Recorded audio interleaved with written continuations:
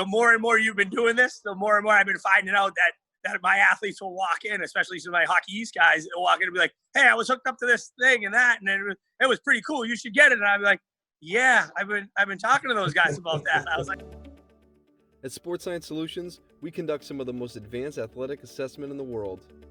Now we want to share our team and our experiences with you.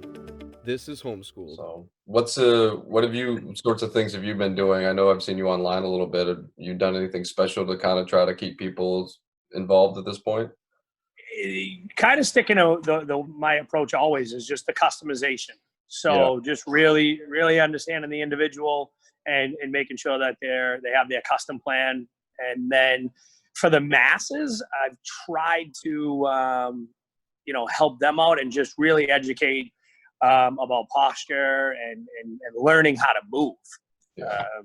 For especially for our youth athletes. Like today, I'm going to go on and I'm going to do what's called the Athletic Stance Challenge. And what's happened is I've sent so many videos out to, like, say I have an 08 hockey player.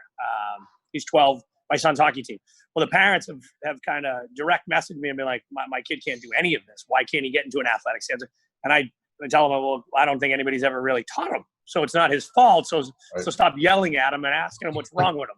Right. So that's kind of where I've gotten in the last few days, probably 10 direct messages about just being able to get into the athletic stance. So I want to send the Athletic Stance Challenge out there, have some of my higher end athletes, get involved and show that it's not so easy to stay in posture. And here's things that we can progress to help that. I think that's awesome. I mean, I know that'll be kind of new. That'll be something new that we're going to throw out there. No, I think it's awesome. I mean, we've talked a bunch about this stuff, and I know you've talked to Rob a lot about it. We're really attacking the youth development process because I think it's something that's being largely ignored right now. And in a world where they seem to be growing up in an environment that's promoting stationary existence as opposed to mobile, like we grew up with, I think these issues are only going to get worse. So could you maybe speak to that a little bit, and obviously your experience with that? Yeah, I mean, I have to say I've been fortunate in the early part of my career to get young athletes, be able to mold them. And then now I'll go back to my children. I have three children, 3 boys, and I am now a dad at the rinks. I'm a dad at the athletic field. So I see at least 6 youth, either practices, within a week, if not 12, right? And then I also see 6 or so games, in a weekend. And what I'm seeing is just that. I am seeing, youth athletes that, they have great tangibles, but I feel like they're missing the boat with all the movement patterns. They're missing the boat with education. I think coaches are trying to do a phenomenal job. I don't volunteer, right? So a lot of these youth coaches, I mean, kudos to them for volunteering, but I don't think they have the right information about, how do we develop players? So I think we're so skill orientated that you see a lot of players that have great skill, but then there's no progression with that skill. And for example, okay, they're young, they can move, they're fast, and then all of a sudden they grow. Well, then little Stevie, Johnny, Katie, whoever it is, well, what happened to them? They used to be the best. Well, nothing happened to them. They solely They solely relied on skill, and which was great, but now their posture changed, their body changed, and now we're asking them to do a skill thing with a brand new body, and we haven't kept up with their growth patterns. So there's a huge disconnect there. There's a huge disconnect in skills coaches, and I think they do a phenomenal job. I have so many friends that are skills coaches, and I'm close with them. I think they're all great. But they're trying to ask players to do something that their bodies won't even allow them to do.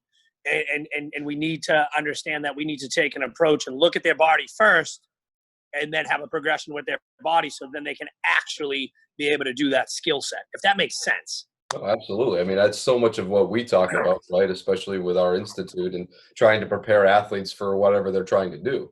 So, so many of the programs and things we talk about are really not substituting or replacing anything that athlete's doing in terms of training. It's actually preparing them to do the training. We look at is how these development patterns correlate to injury and all the unnecessary injury that comes from these youth athletes.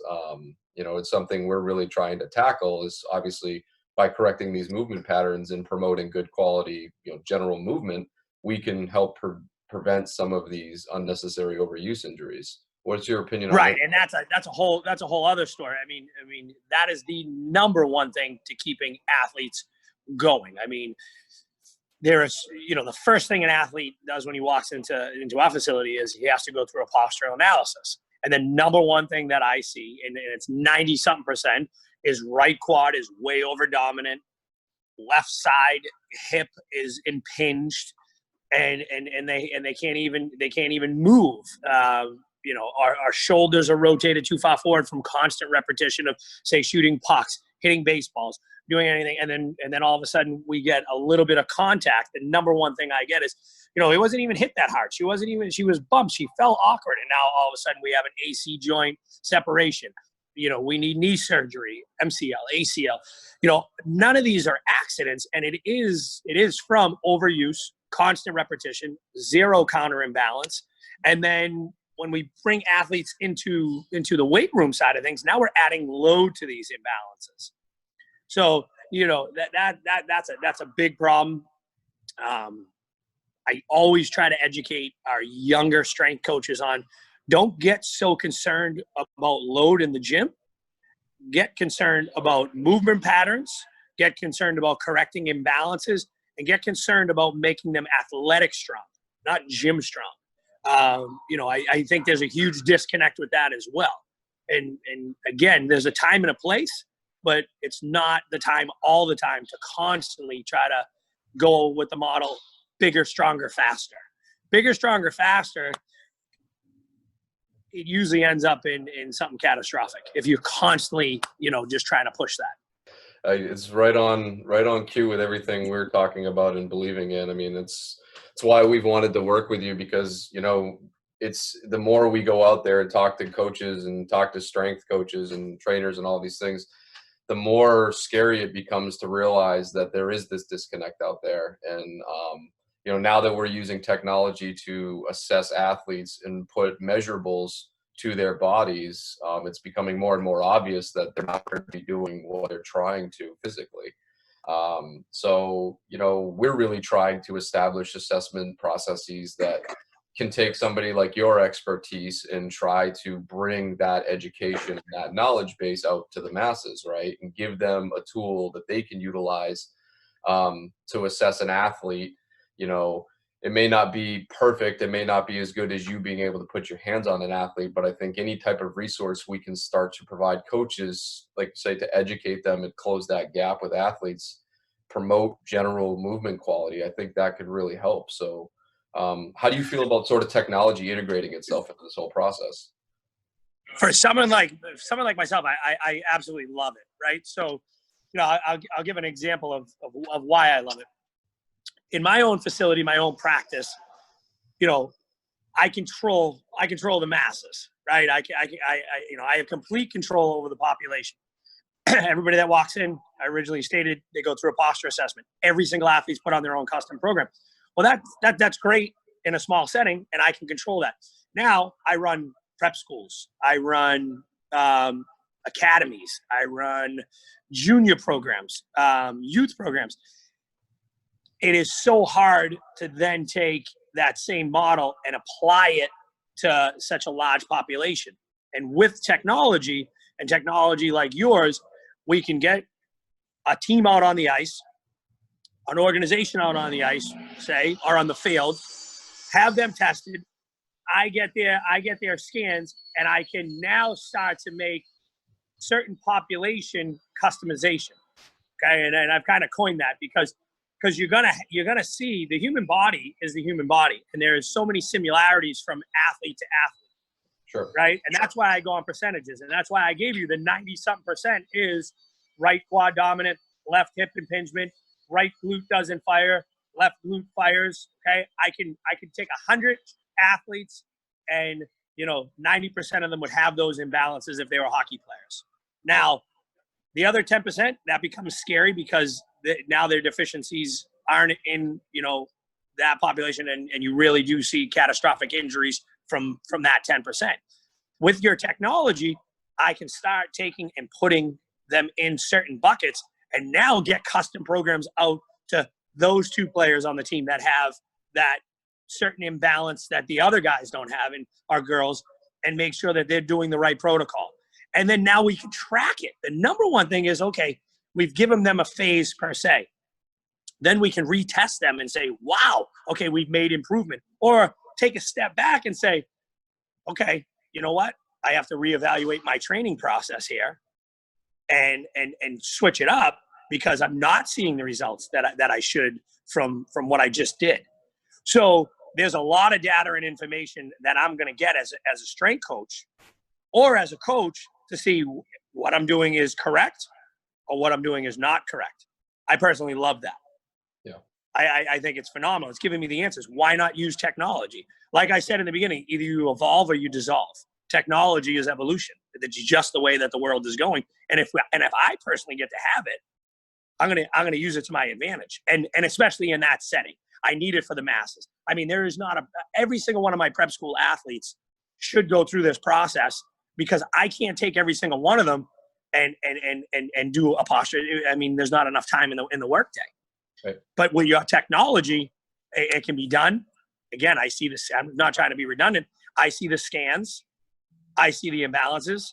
Now I put out the program. I give them the equations, and then they go and do it. And then I get the feedback, whether it's positive or negative. And I can keep evolving with it. No, I mean, the process is great. Honestly, some of the best data we've seen from athletes, some of the cleanest and healthiest data, I would call it, we've seen from athletes have come from your athletes. And I think that comes right back to your ability to assess that athlete properly at the beginning and put them in a program that makes sense for them. That's great to know. I wasn't 100%. I wasn't 100% sure. What your dad did say. For athletes, and it's funny. I always give this example to my athletes when we go through our interview process. There's two industries where I see where people, the more they do it, they start putting more pressure on themselves, or the higher levels they go. One is sports and one is sales, right? So if I speak to a sales team, I do a lot of corporate wellness and mental health wellness in corporate. I look at sales like, somebody who's going out on the sales team and trying to sell a product.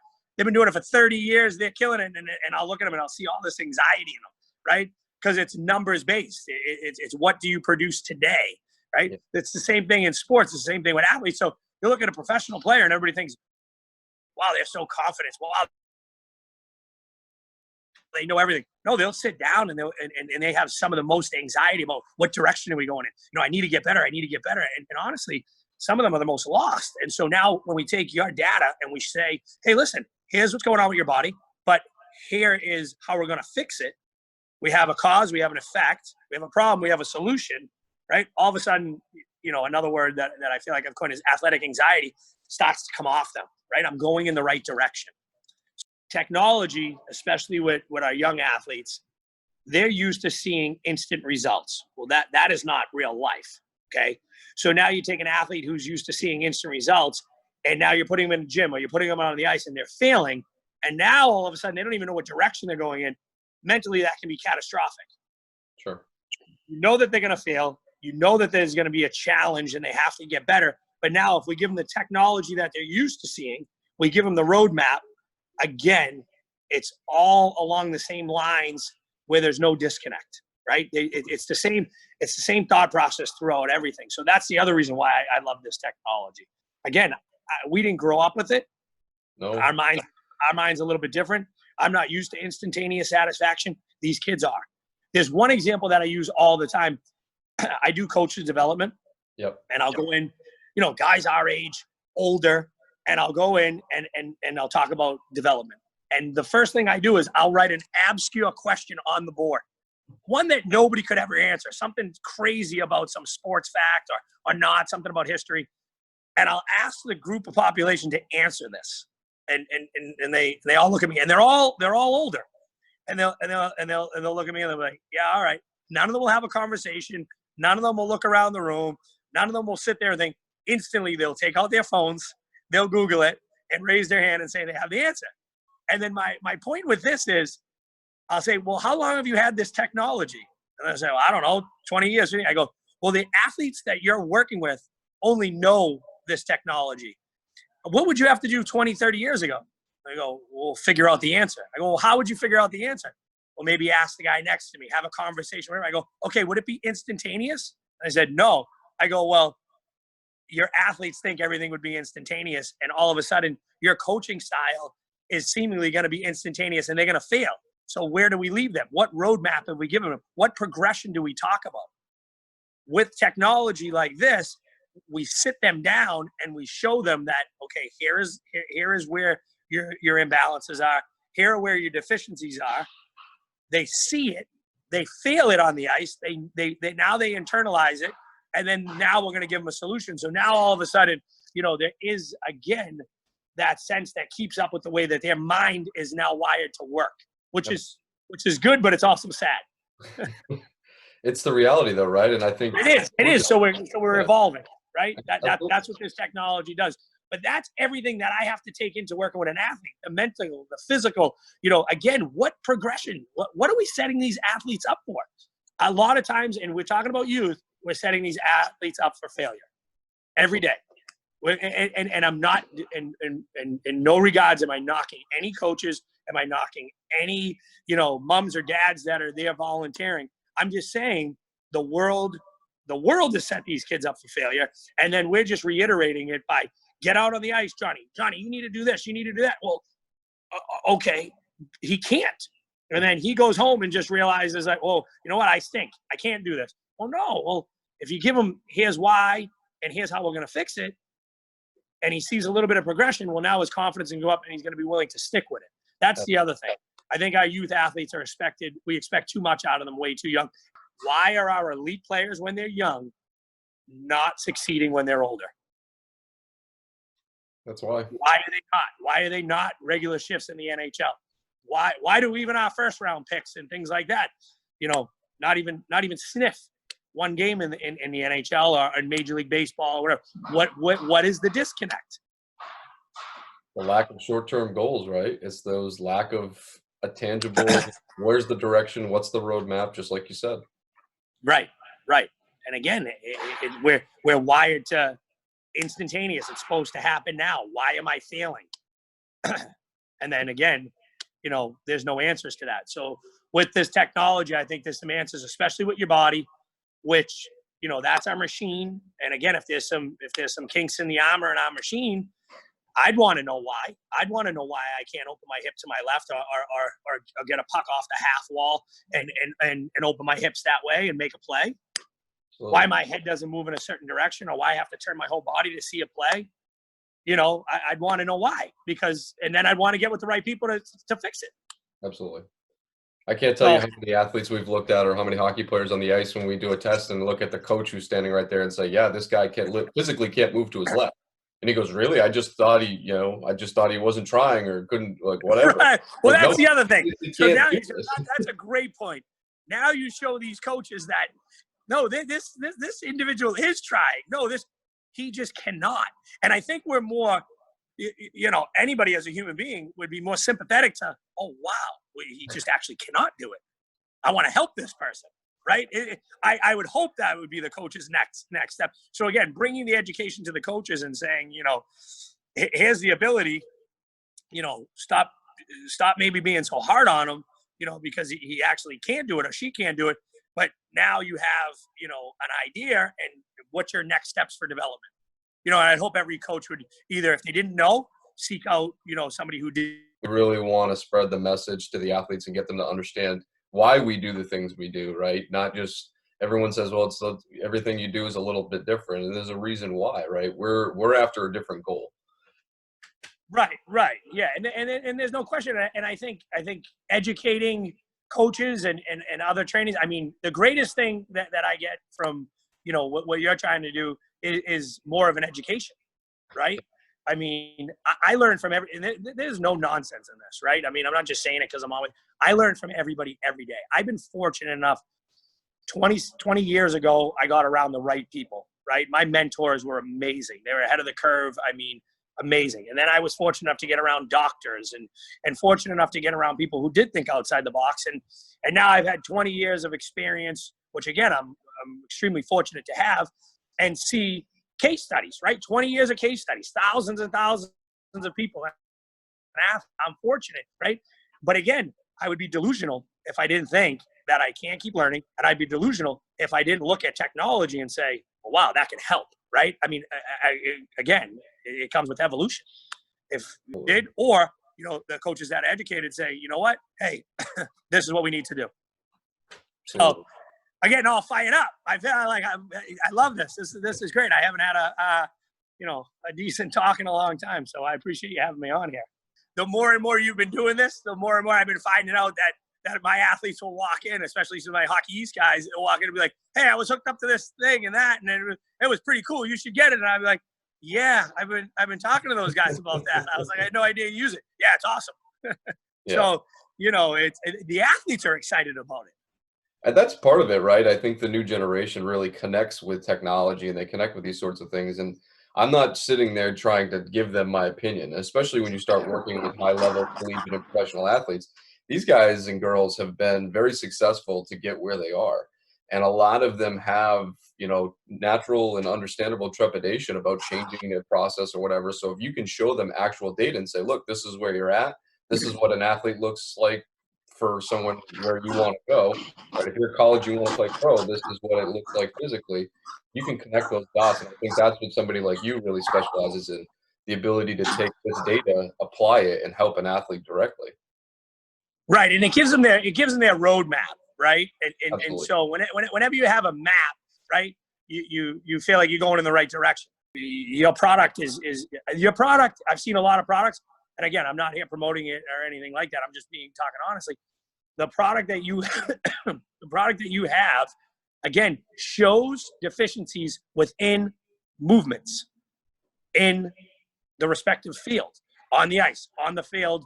If you're a goaltender, okay, within your practice, there's not much technology out there that does that. So again, that is huge for a coach. That is huge for a strength coach like myself, because now I'm seeing it in what I call real life time, right? I can have an athlete walk in here and I can say, right, you know what? Your left side shut down. So, and I'll use a goaltender, for example. So you know what? Driving off your left leg, you're not going to get square. Hands are going to fall back, or your shoulders are rotated too far forward, so your hands are dropping.